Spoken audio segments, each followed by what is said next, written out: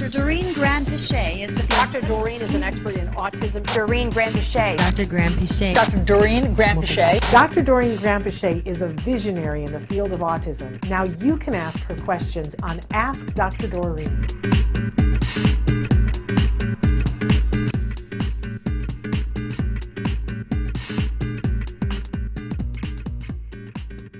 This first question that we had that came in. Hi there. First of all, thank you both. You're doing an amazing job. May God bless you both. Thank you for that. I have a question for you. My son is 5. He's got a lot of language, but he doesn't necessarily talk much. He mans and asks simple questions, which is great. He's got really good play skills. He doesn't have any behavior issues. He's getting better in the nursery. We're doing ABA therapy, but he's not expressing enough. How do I tackle this? How can I make him talk more? I'm modeling, promoting throughout the day. And thank you for writing that question in.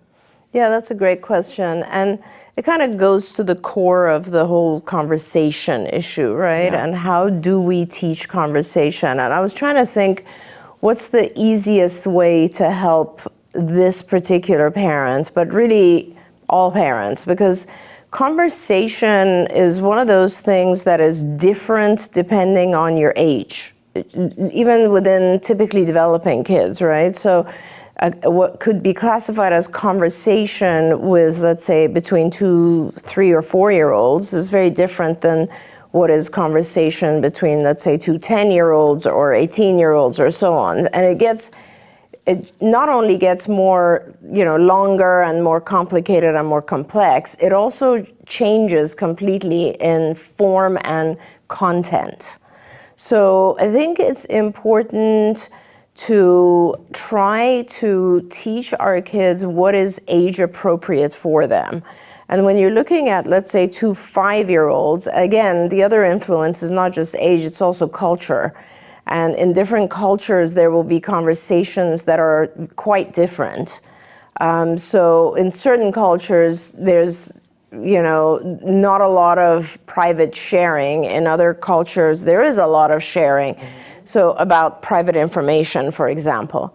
So I think the best thing for you to do is to, first of all, observe peers of that age. And I mean, I'll be very honest, when we started writing lessons towards conversation, and I'll talk about those lessons in a minute, but when we started developing our whole social conversation area of the curriculum, it had a lot to do with just observing kids at different ages and also researching what are the expectations of the various age norms, right?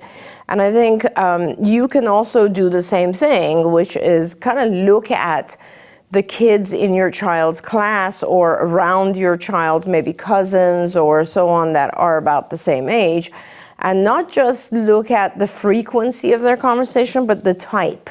I think this parent wrote, for instance, one of the first things that happens, and we don't really classify this as a part of conversation, but it's just part of language, is one of the first things is asking for things. Yeah. Asking for things is what we call manding, and it's basically the very first form of useful language, where a child realizes that, oh, I can use my words to get access to the things that I want, right? That's not necessarily conversation. Conversation is a little bit different in the sense that there's no direct reinforcer of a tangible item, for instance, but there's a long-term or indirect reinforcer involved, which is just social discourse, let's call it that, right? So like, why do we have conversation? It's for a lot of very cognitive reasons. For instance, we are upset about something and we want to share that pain with someone else, and they will, because we think they might understand us or console us. Or we had something exciting happen and we want to share that with someone so that they can commend us or whatever, talk about something exciting they did. So there's lots of very cognitive and abstract reasons that we engage in social behavior. And that, I think, is one of the things we overlook when we're teaching conversational skills. So there's this, I guess, very concrete steps that are involved, and we'll talk about that. But there's also this whole abstract thing that has to do with teaching the individual to consider communication with another person to be rewarding. Yeah. And that has a lot to do with going back to theory of mind, kind of being able to predict what they're thinking, being able to share their thoughts, share your thoughts, all that sort of stuff. And just being around other kids and having fun with other kids is really, really important. It helps motivate the child, and then what happens is they become conversational because they want to fit in and enjoy the fun activities. So that's basically one of the things that you have to do, is to make sure that when your child is with other kids, they're having fun, they're doing something fun. And you can be a big part of that because you can provide, activities like fun toys, objects, things that can make sure everybody's having fun.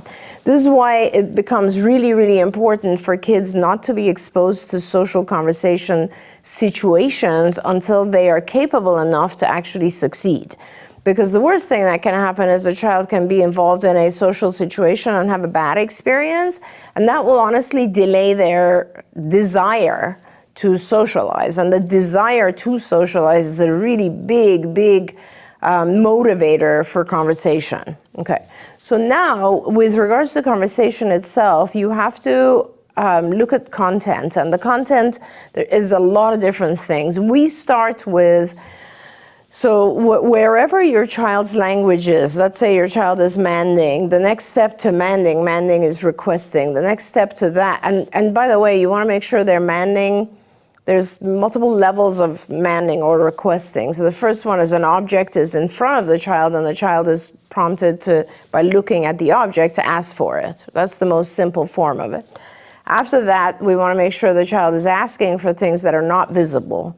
After that, we want to make sure the child is asking for activities and not just tangible objects, or people, or places, or other types of things that the child might want. Okay, so we've mastered manding, and now the next step is usually tacting. And tacting is where you point out or describe things in your environment just to share information, not to get anything out of it, but just to share.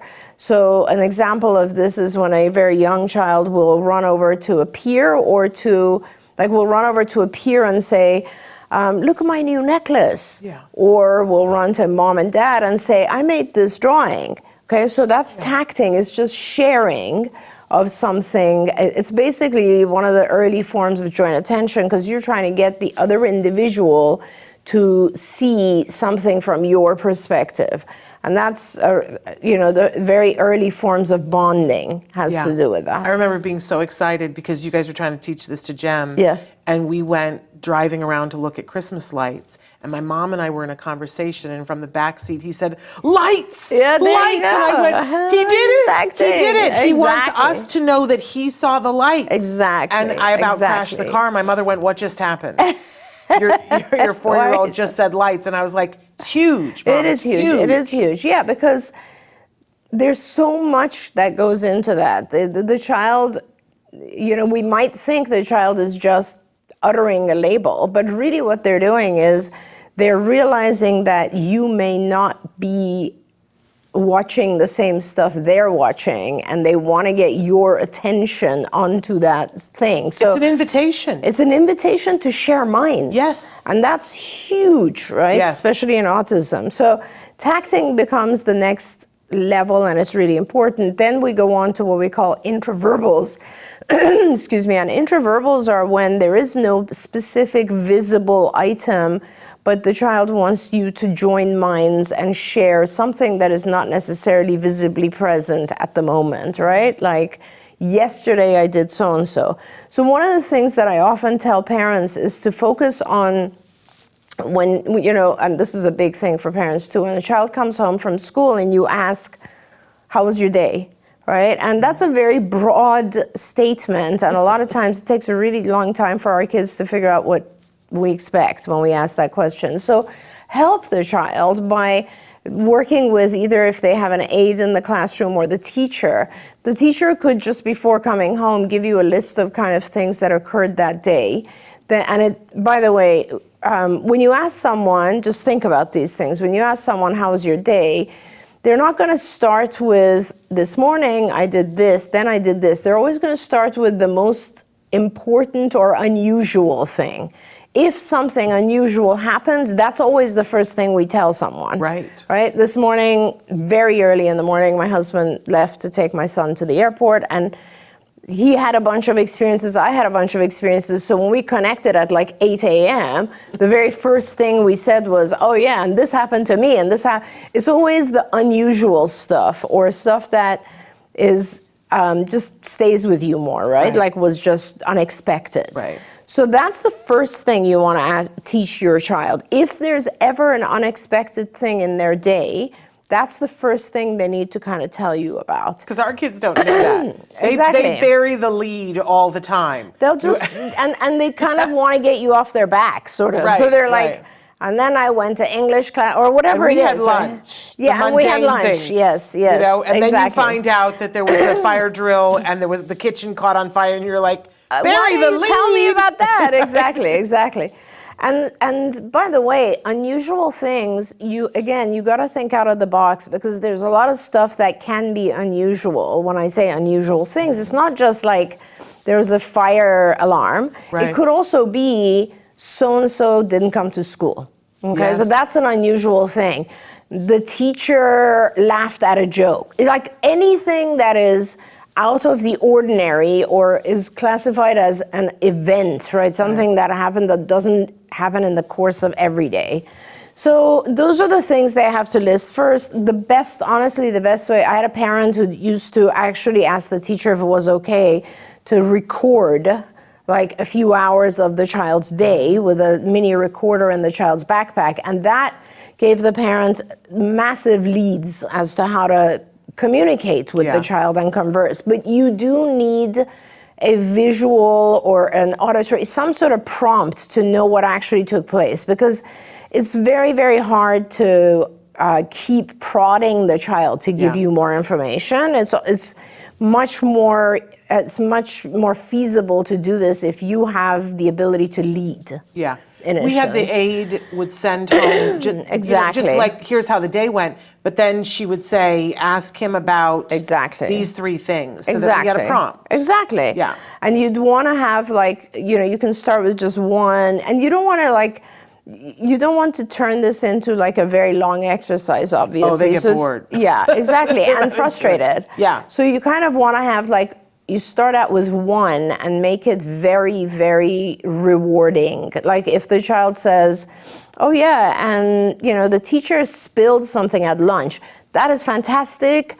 Reward that, be all excited about that. That's good, because then your child learns every day I'm going to come home with one new interesting thing that occurred, and mom's going to be very excited or dad's going to be very excited. And then gradually they'll add more things. Like you can ask, and anything interesting in gym class or whatever, and you can add, because you know ahead of time some of the things that occurred, right?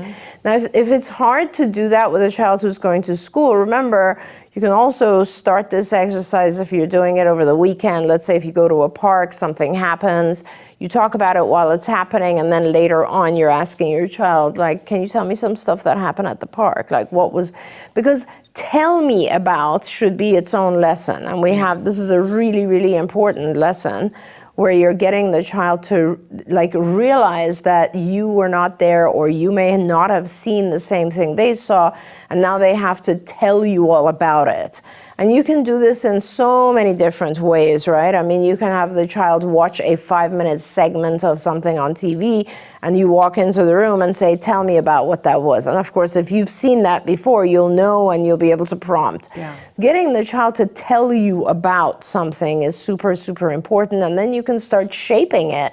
Because a lot of times our kids will just describe things in a very concrete manner, and what you're trying to do is get the abstract stuff. Yeah. Like, how did she feel after that? What happened then? Was it scary? Like all the stuff that kids don't talk about.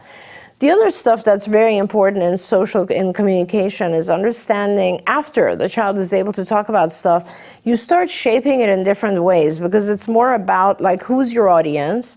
Like when a child talks to you as a parent, the things they describe and the way that they describe them are going to be very different than if they're talking to a peer, to a teacher, to an adult they don't know, things like that. And that becomes very important to identify the levels of the audience, the setting, like where are you? Are there other kids in the group also talking about this?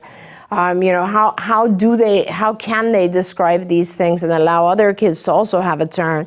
Those types of things. And there's a lot that goes into shaping it into a more fluent type of conversation. But really, you have to go through those steps that I described. And the best thing you can do is observe other kids and observe the types and the content and also the emotion behind their conversation, and just practice those with your child.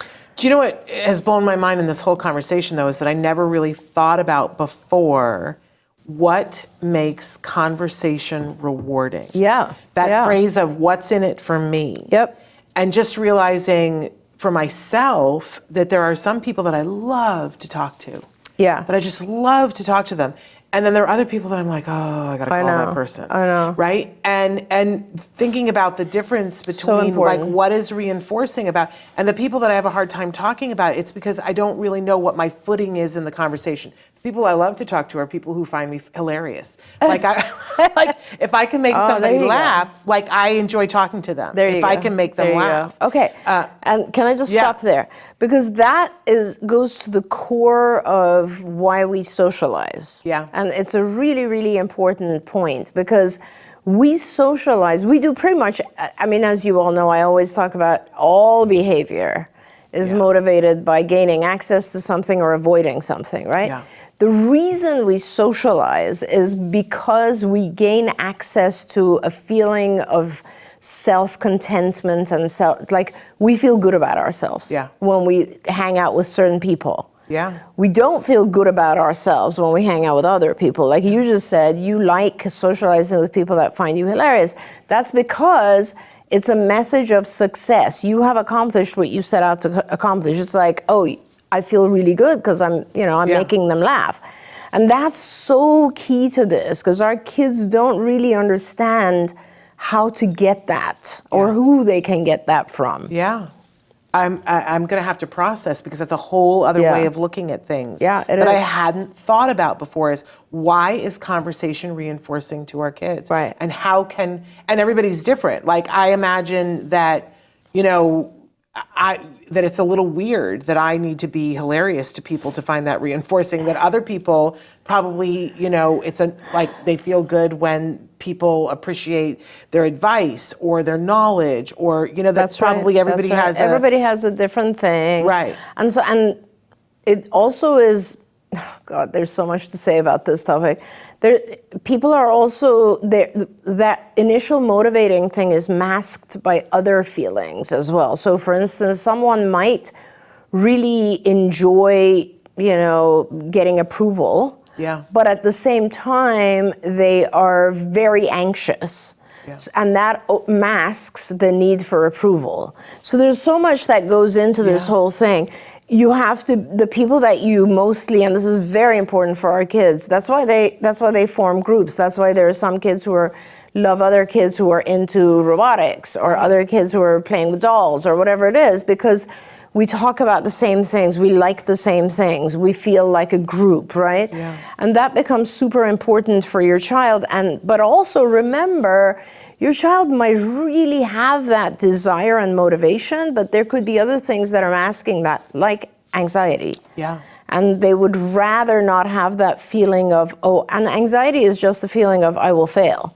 That's what that is. So if you can get the child a little bit better at whatever it is that they want to converse about, and they feel safer that they're not going to be mocked or fail or be ejected from the group, then social communication increases. Such a fascinating topic. Don't forget, you can watch Ask Dr. Doreen live every Tuesday morning at 10 a.m. Pacific time. We hope to see you there.